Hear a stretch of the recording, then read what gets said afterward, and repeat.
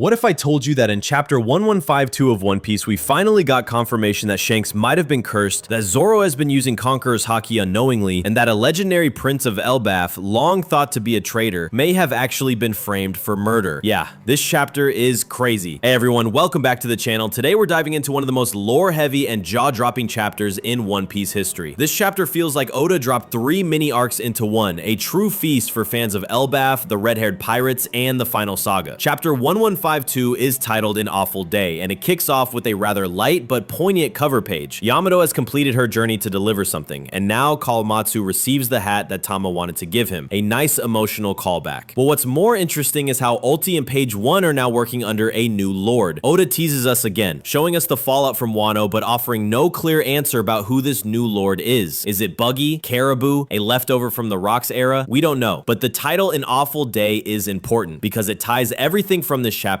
back to a single tragic flashback that changes the way we view Elbaf and Shanks forever. We open in the aftermath of chaos. Imu's mysterious Haki is now so intense that it's bleeding into the realm of the dead. Yes, the realm of the dead, confirming once and for all that Imu's powers extend beyond the living world. This isn't just spiritual energy, this is a cosmic level ability, something that could transcend the soul itself. It's during this moment of chaos that Haruden, captain of the new giant warrior pirates, urges his allies to move ahead, but he leaves his criminal brother, Prince Loki, under the care of Gerd. There's tension here, ancient grudges, broken trust, and hidden truths. Meanwhile, Chopper stays behind with Gabon, who's too injured to move. That's when we get our first massive lore drop. Gabon, former Roger pirate and one of the oldest veterans in the story, reveals that Conqueror's Haki is the key to killing gods. Let me say that again. Conqueror's Haki kills gods. It's like how Armament Haki lets you hit Logias. Joy Boy's stored Haki in Emeth wasn't poetic, it was practical. Luffy and the new generation aren't gaining powers, they're relearning the old ones. This puts Conqueror's Haki on another level. It's now the only known counter to divine tier threats like Imu. Gabon essentially says, these enemies you'll face aren't immortal, but you'll need the right Haki to cut them down. This single line redefines the entire cosmic hierarchy of One Piece. Next up, the GOAT moment of the chapter, Zoro's Conqueror's Haki awakening. When Gabon says others in Luffy's crew also have Conqueror's Haki, Sanji lights up. He's all smiles. He thinks it's him. He needs a win. He's been feeling overshadowed by Zoro and Jean, but Gabon completely ignores him and turns to Zoro. And Zoro, he's shocked. He didn't know. Luffy laughs and says, bro, it's been oozing off you the whole time. Which is peak irony coming from Luffy, who spent half the series being Haki illiterate. Gabon is furious. He yells at Zoro, you're the right hand of a Yonko. You must know and master your Haki if you hope to protect him. Zoro, as always, takes it seriously. He apologizes. No excuses. This is classic Zoro. Humble, loyal, and ready to grind. And that means Zoro is about to level up. With mastered Conqueror's Haki, he'll ascend into top-tier Yonko commander level, maybe even rivaling Mihawk. Meanwhile, Sanji is spiraling. His face says it all. If Zoro gets another power-up, Sanji risks falling behind. But things move quickly when Loki demands to join the battle. Why? Because he too has Conqueror's Haki. That's right, Elbaf's disgraced prince, long treated as a villain, may be one of the strongest characters introduced in the Final Saga. But Haruden isn't having it. He's still angry. He says, you killed 113 royal guards. You nearly killed Elder Jarul. You stabbed your father. This is serious. These aren't mistakes. These are war crimes. But something feels off. Gabon suggests they don't have the whole story. The tension is thick. We're on the verge of a civil war within the giant. And what does Luffy do? He invites Loki to join the Straw Hat Pirates. Yep, just like that. The man who might have committed treason, Luffy goes, wanna join my crew? Zoro is horrified. Sanji is stressed about feeding him, but Luffy doesn't care. He says, if he gets out of line, I'll just beat him up. Classic Luffy. What's interesting is that Luffy has never shown this level of desire to recruit Yamato or Carrot. But for Loki, he sees potential. Loki refuses, but we've seen this before. Frankie refused. Robin took time. Jinbei hesitated. This feels like a slow burn Straw Hat recruitment. Haruden finally gives Loki 3 minutes to explain what happened 14 years ago, the day he became Elbaf's traitor. What follows is one of the darkest flashbacks we've seen. Loki returns home after years away. He's arrogant, disrespectful, and rude, but not evil. He walks into the throne room and finds his father, King Harold, being murdered by his own guard. Elder Jarul is there too, stunned. Loki snaps. He attacks. Chaos follows, but now we realize Loki didn't kill his father. He walked into a setup, and someone else orchestrated the massacre. Even worse, that day a forbidden devil fruit was stolen, one passed down for generations in Elbaf. And guess who's rumored to possess it now? Loki. This entire event is starting to smell like a political coup, or worse, a celestial dragon conspiracy. Now, the biggest moment of the chapter chapter, maybe the entire Final Saga so far, the Shanks flashback. We cut to Gabon's house years ago. Shanks is there, both arms intact. They're reminiscent. Shanks rolls up his left sleeve and we see it. A dark, arcane mark. Unlike anything we've seen before. This isn't just a tattoo, it's an ancient Mendian black magic symbol. A real-world design tied to curses. The implication? Shanks was cursed, or marked, or bound to Emu in some ancient pact. But over time, he shed it, gave up that power, and chose to live freely. Inspired by Roger, then Luffy. This would explain so much. His mysterious relationship with the Gorosei, his deep knowledge of world history, why the world government respects him, why he's so afraid of certain people, like Blackbeard. Shanks might have once been destined to rule and walked away. We also learned something shocking. Time moves differently on Elbaf. To Gabon, Roger's death feels like it was only 3 to 4 years ago, but in real time, it's been a decade. This might explain why giants live so long, why Shanks seems young, how forbidden fruits can be stored for generations. Oda is playing with time travel and dimensional shifts here, and it could be tied to Emu's powers. Remember, Emu's Haki is now felt in the realm of the dead. If she can manipulate time or death, then Elbaf may be the last fortress holding back her full influence. The chapter ends with another flashback, this time even further back. 109 years ago, King Harold, Loki's father, was a monster. He crushes human kingdoms, demands worship.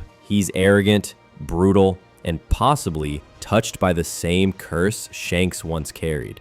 In other words, Loki's rage and rebellion were justified. He saw his father's tyranny, he rejected it, but the world wasn't ready to believe him. It's a classic One Piece theme, the sins of the father, the burden of legacy, and the choice between destiny and freedom. So there you have it. One Piece chapter 1152 is a masterpiece. Zoro awakens Conqueror's Haki. Luffy recruits a traitor. Loki might be innocent. And Shanks was once marked by darkness. Oda is writing his final saga like he has nothing to lose.